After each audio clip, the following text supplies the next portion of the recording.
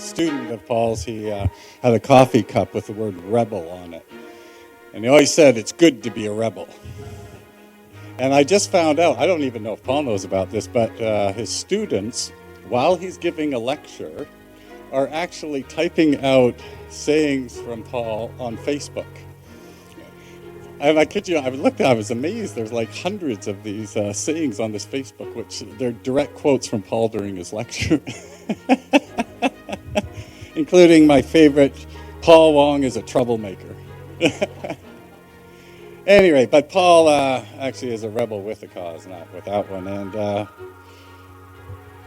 it's amazing. This morning, actually, some of the things I've been thinking about was one is how is neuroscience helping us understand spirituality? So I asked Paul, and in typical Paul fashion, he, I think in about 4 minutes, said, well, here are 2 books you have to read on the subject.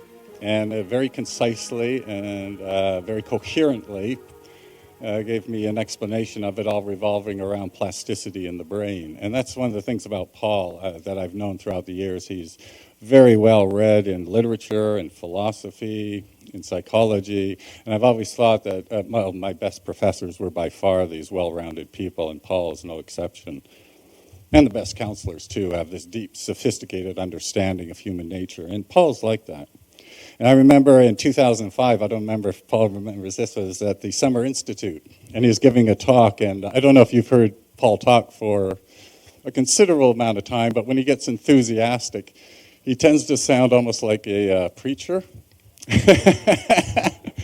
Usually, the good thing about Paul is he'll catch himself, but I was sitting next to a psychologist, and she wasn't very happy about all of this. So at the break, I turned to her and I said, I wonder if you'd be surprised to learn that these ideas actually originated when Paul read Friedrich Nietzsche's work. And that just threw her for a loop. And that's the one thing about Paul. He's very difficult to pigeonhole. He's very well-rounded, and every time you think you have him pinned down, he comes up with something new.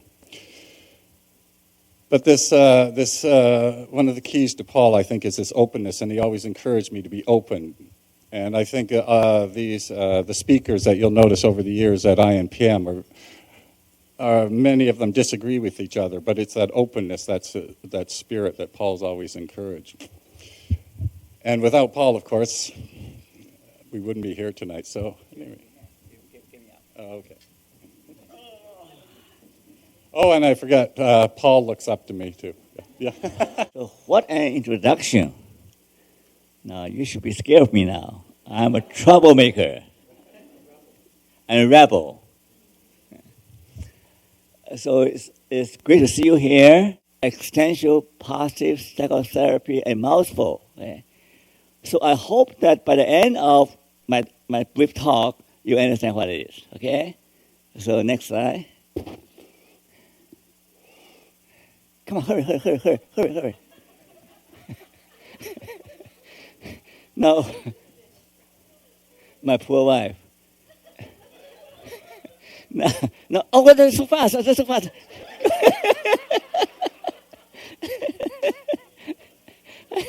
No, where is this place? What is this place? Oh, Hawaii. What do you think about Hawaii? Aloha. Now, that's a place, it's called Paradise on Earth or something like that, right? Now, if you want to have relaxation or have romantic holiday, you go Hawaii, right? Okay. Now, next. Now, that is the beautiful campus of University of Hawaii at Hilo. It's not as big as the main campus, but it's a beautiful campus.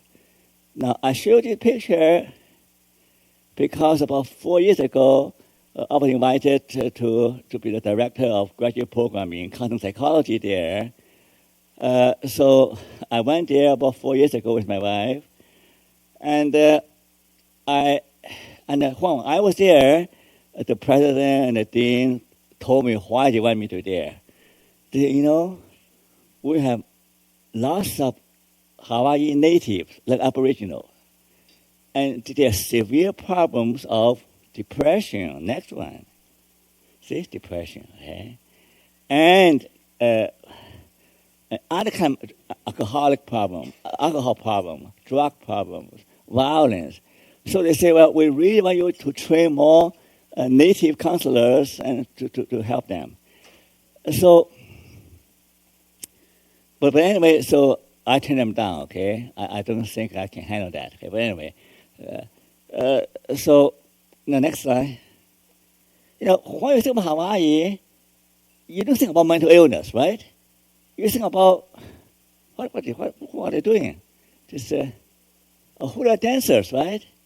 You think about next one will be, come on, happy surfers. The Hawaiian natives invented, the technique and the surfing board. It's the wave level so high. Go to Hawaii, you see it. So it's amazing, right? Or you think about fishing. You think about fishing picture here. Fast. This, this is a huge fish. I don't know what kind of fish is that. It's fishing, go fishing. And do you have any more? Oh, this famous Hawaiian native, the happy president. I don't know. He's not very happy now, okay?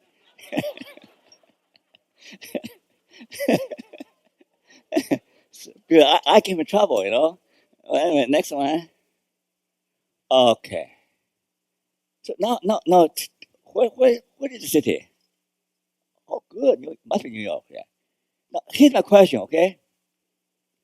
Hawaii, beautiful beaches and sunset and ocean and, it's a beautiful place, really.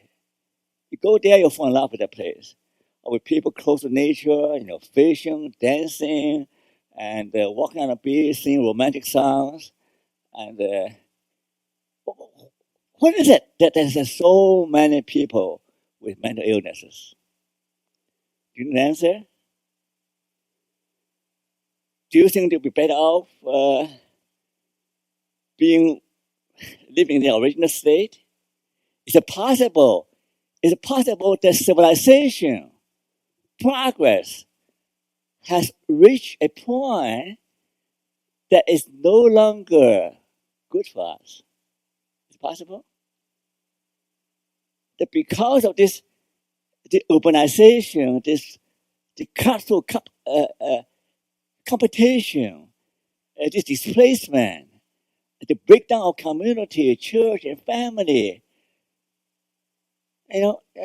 so is it possible that many of the mental health problems, just like cancer, is the disease of the industrialized world? It's possible. Next slide. Now think about those days.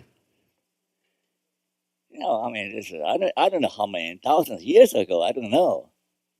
Now, are these guys having fun? Sure, they're having fun. They're chasing after animals. Sure, I like to be part of that party. It's lots of fun. Like somebody will shoot an arrow, somebody will make noise. They work together as a team. They help each other. They celebrate when they make a catch. They help each other. They celebrate life together. So those are the good days. Those are good days.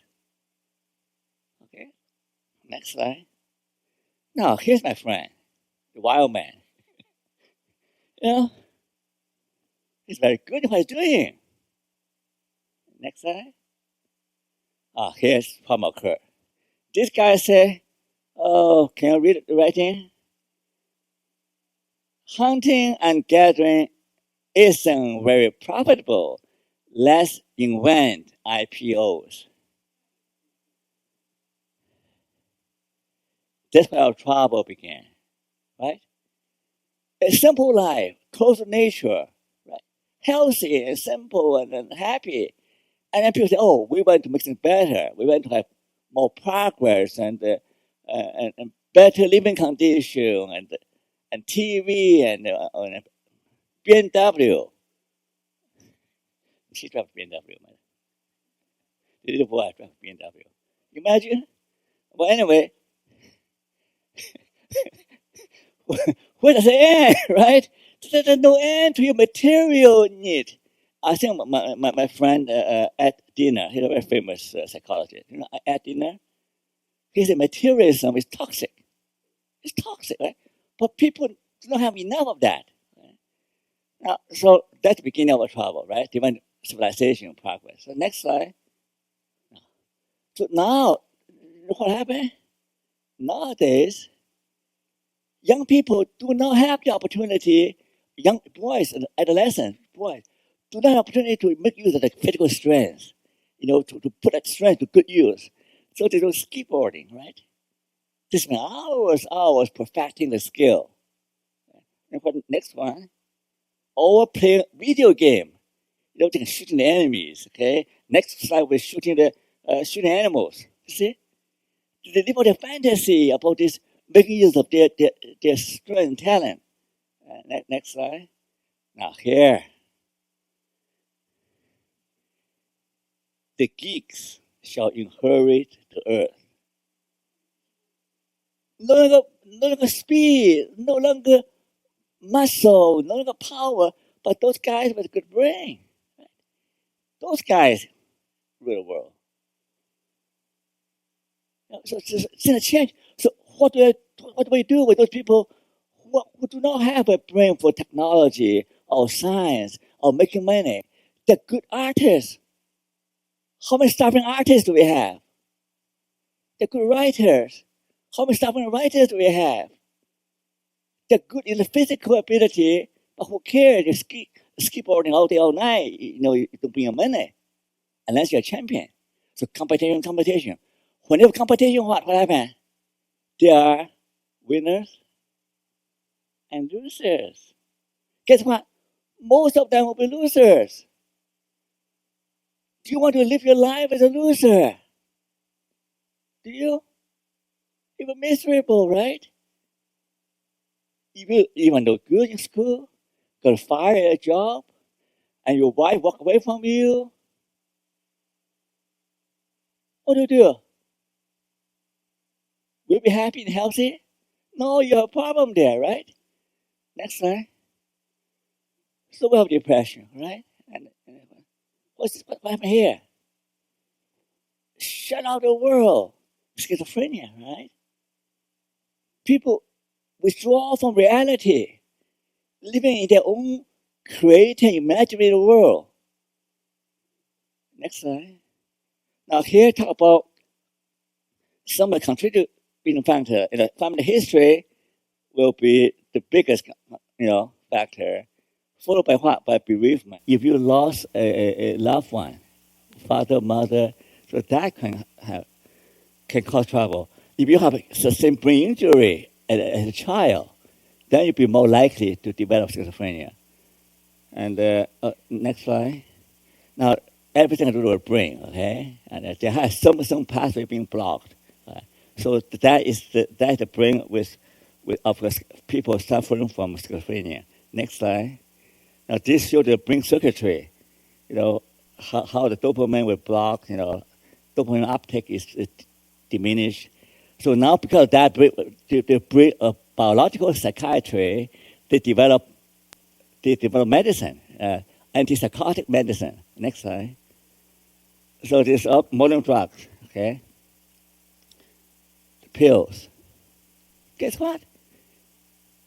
The medication doesn't always work. That's a problem. One of my clients is depressed and he's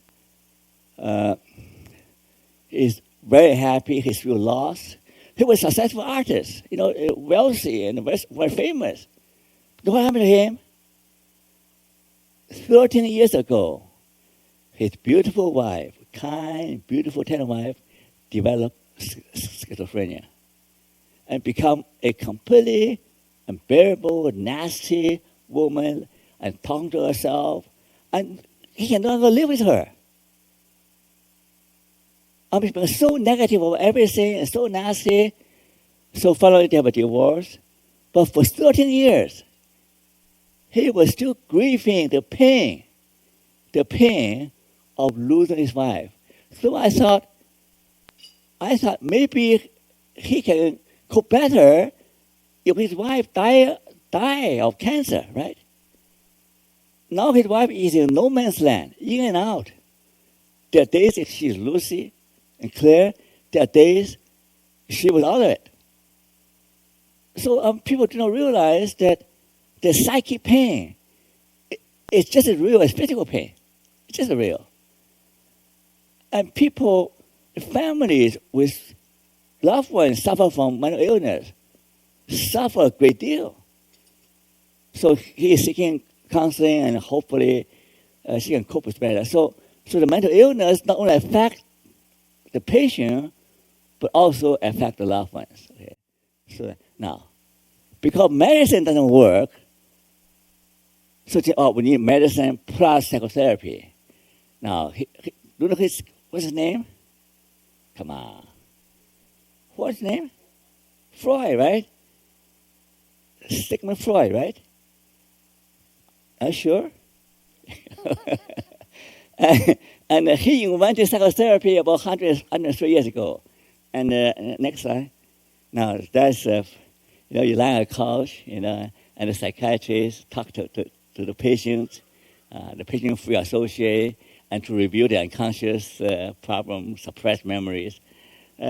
Next slide. Now, who is this guy?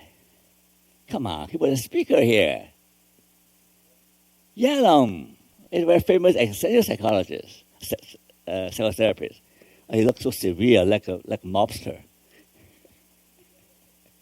but that's Yalom, okay? And he's a very famous existential psychotherapist. Next slide.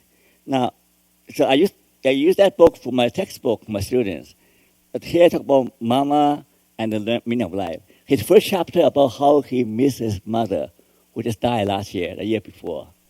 So from there on, he talked about his struggle with death anxiety and talk about some cases. So it's a very moving book. And the most recent book is, next one is Staring at the Sun, Overcome the Dread of Death. So I wrote a positive review for APA on this book. So again, he mainly struggled with death anxiety. And I think my friend told me, where's Chris Moran? He's gone. Robert Firestone, the same thing. All his life was struggling with death anxiety. So that motivated him to write many books. So here is an existential therapist who really try to focus on overcome your fear of death. Okay, where's my water? Give me some water, somebody. Now, this guy called himself a old grouch. Do you know what's his name? Do you know him? I know he's not a happy man, okay? You look at his face. He admitted he's a grouch. He's not a happy man. But thank God for him, because he is a champion. He developed this positive psychology movement and bring happiness to other people. So it's okay if you are, it's okay if you are not a happy fellow. That's fine. The next slide. Is Authentic Happiness. This is the one bestseller. Not everything he says is correct. Okay, but anyway, he tried. Okay.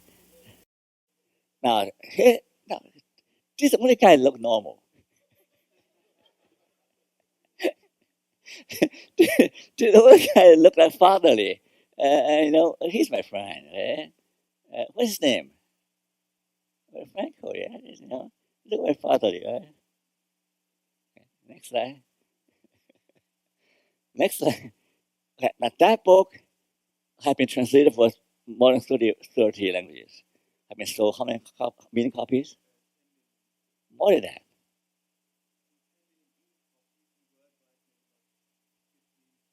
Okay. More than 10 million in English, and worldwide translated many languages, more than 15 million copies. It continues to be a bestseller. Right? So if you haven't read it, pick up a copy from Odeon. Oh, down there, Odeon bookstore, right? Okay. Now that old gentleman is also my friend. His name is Joseph Fabry. So I visited him shortly before he died. So he's the guy who is responsible for bringing logotherapy to North America. And he's the guy responsible for this conference. We were planning for together. Originally, his idea is to have a festival of meaning to celebrate meaning of life, meaning of work, meaning of death, to celebrate meaning, right? So eventually, we did this concept idea about from the first meaning conference, but I feel very sad that he passed away before the conference. So I'm very grateful to Joseph Fabry for giving me the encouragement and the idea to the mini conference. Next slide. No. Any Greek student here? Logotherapy is therapy through logos. Logo. How to pronounce that word? Local. What does that mean? Remember Alex, the not Greek fellow, Alex Pentecost. Now he gave us two root meanings for logo. What the first meaning?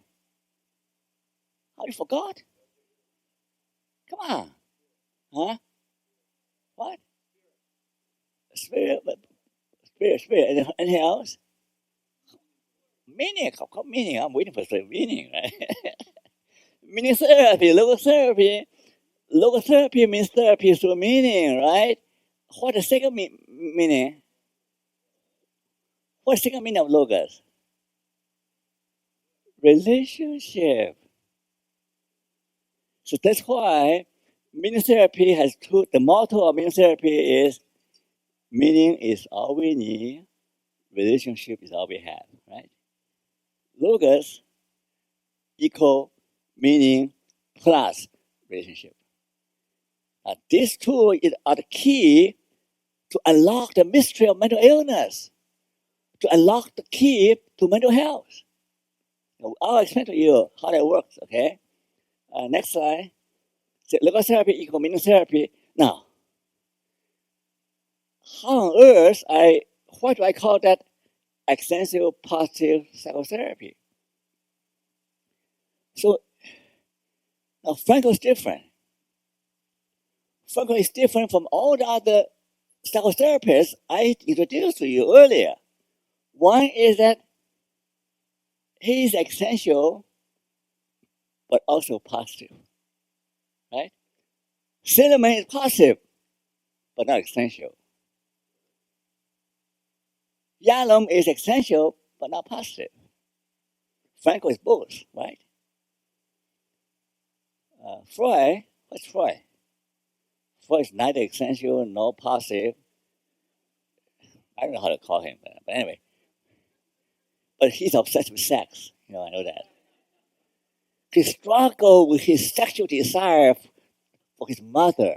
That's true. Yeah. Oh, anyway, no. So I'm going to tell you a little bit about Frankl's idea. Also from 1, 2, 3, 4, 5. One God. One Lord. Hey, Frank called that taskmaster. You're one taskmaster that you have to give an account to about your life. One day, all of us have to give an account. Responsibility, right? But give account to our taskmaster.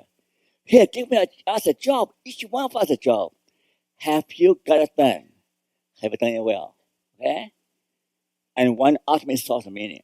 Many people believe, if there's no ultimate meaning, then it's difficult to find meaning in life. So we're able to find meaning in life because we're not living in a groundless world. We're grounded in an ultimate meaning. There's an ultimate meaning. Next slide. 2 principles, right? Meaning is all we need, relationship is all we have. That become clear to you. Next one, 3 strategies. The first one is double vision. What's double vision? You look at your table, you play ball, you look at your ball, and you let it go, right? Double vision. And you look at the situational problem you face, and also relate that to the big question. So you not just the leaves, but also the forest. So always keep in mind the big vision. 2 is dual system. You don't just avoid pain and approach pleasure. You always have to manage the interaction between positive and negative. You can't avoid the negative. Buddha said, life is suffering. Franco said, well, nobody likes suffering, but suffering is inevitable, and suffering can be good for you. So it's not a matter of running away from suffering, but a way of make the best use of suffering, right? To rise above it, to transcend it, to transform it, make it turn anger into positive motivation, turn pain into heroic attitude, turn everything negative into positive. That is a powerful principle. If you feel disgusted with your life, too many negatives, lucky you, God favor you, God trust you enough with all the suffering, like the way He trusted Job. I'm preaching again. Sorry about that. Okay, back to you're more preaching now. I know. When you go to pray to God, God can see you through the way you are, naked. Right? So you can't play game with God. You can't make excuses. Now, a German philosopher, Martin Buber, he said, that's how we should treat each other. That's why we feel so alienated, we feel so isolated, we don't trust anybody, we feel cut off, because we don't know how to relate to people. Because everybody look at people, what can I make use of this guy? John Anderson, right? Oh, he look like a nice guy, I can maybe make use of him. Right? And look at people and say, how can I make use of this person? This is called I-it relationship, right? The other people is instrument, it. IT. That is treating other people the way you approach God. That's powerful. Now, my friend, Dean Davy. Okay, she's laughing right now. Huh? So, do I treat you with idol? Say it louder. Yeah, I say, okay, my testimony. 我讲清楚啊。Oh, no, I put him on the spot. But that's important. So many people develop problem because they don't want to talk to, no one can trust. The kids say, my parents don't understand. My parents only give orders. Don't do this, do this. I want you to be a doctor, I want you to be a lawyer.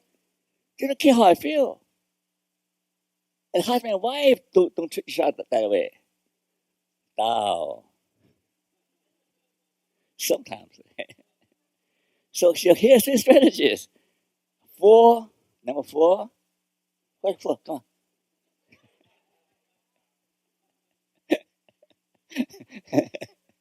This is 4 treasures of meaning. Pure.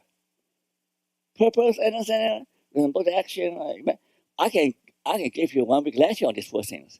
But that's not stopped here. How do you define meaning? I say, meaning is so complicated. That's easy. Pure. Life goes better with pure. Are you pure? Are you sexually pure? Are you morally pure? Are you psychologically pure? See, pure means that you have a purpose as an organizing principle, as a direction, as a motivation. You're going somewhere because you have a direction. Not driving a car, driving BMW around or get lost on the highway. Right? You know where you're going to Texas or going to Florida or going to Beijing. You're going somewhere. You get on a flight, you go to, Lucas used to give an example. When you go to the airport, you go on a flight, you make sure you know where the flight is going, right? The pilot will continue to navigate until you arrive. You can't go to the airport, pick up an airplane. You're in trouble. You end up in Africa.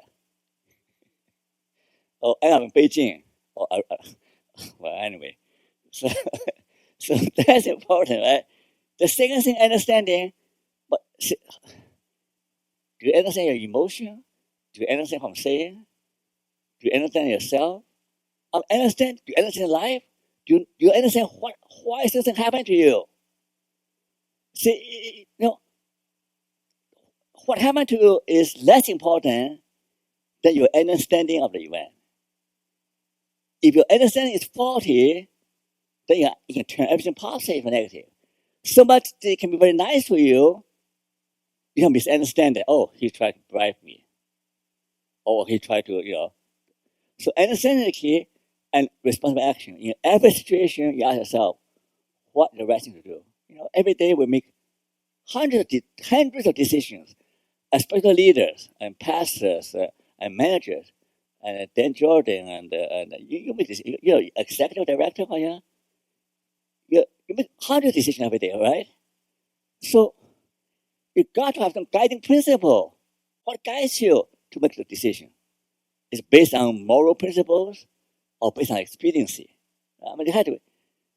And finally, evaluation. Now, if all goes well, you should feel what? Happy. Happy.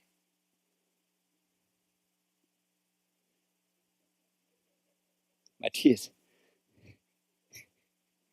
If anything is meaningful, it's inherently joyful, right? You feel good for doing the right thing. You feel good for knowing where you're going. You feel good to have a sense of meaning and purpose in your life. If you do all three, you should enjoy what you've done. Enjoy what you're doing. But if you don't, then something quite wrong. So your negative feeling, the feedback, you reevaluate. Okay. So that's 4. 5. That is hope. See, Franco said, what carried him through German Nazi camp is what? It's hope and meaning and love. He coined the word tragic optimism. What consists of accepting the situation, believe that life is worth living, believe that somebody somebody can rescue you, believe that he can see his wife one day, even though his wife died already. But believe is important. And have the courage to face the trouble and have faith. Okay? Have faith in a higher being and transcend your self-pity to reach out to other people. So that I've done a lot of research on that, and these 5 elements is able to give you the only hope that can survive the storms of life. Okay, other hope, everything good, I'm ability, the wishful thinking. But only this kind of hope can survive tragedy. 6. Now this is ABCD.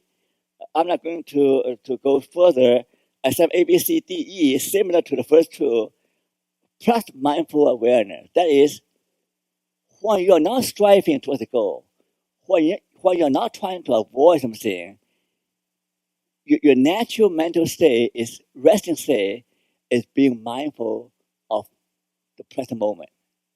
The present moment. Franco will talk about 3 ways of meaning, right? One is experiential, receiving what the world offers you. How do you receive what the world offers you? By developing mindfulness, mindful awareness. So you appreciate and the food and the light, your company, and happiness is right beside you, right?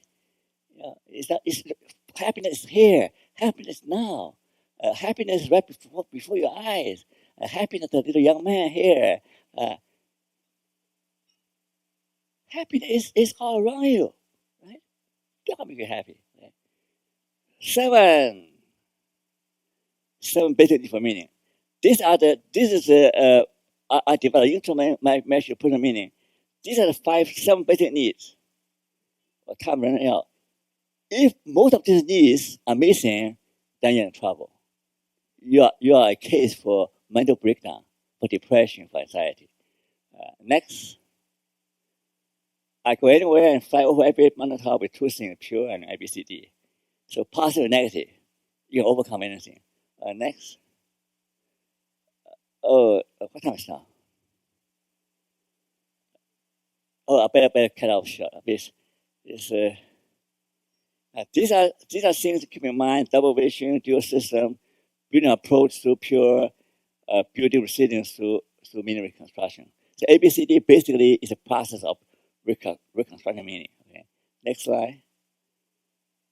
Existential therapy is limited because we resolve existential anxiety, trying to help them to live vitally. Next one. Parapsychology tries to increase happiness, enhancing our strength, to increase your well-being, and decrease negative emotion. But their problem is lack of concern for existential issues and relationship issues. So the complete therapy is meaning therapy. This is why. Next one, last one. Okay, so that's the best one. So it build positive stress relationship and transform the negative, and it results in self-actualization and fulfillment and well-being. Okay, I'm out of the gas. Thank you for listening.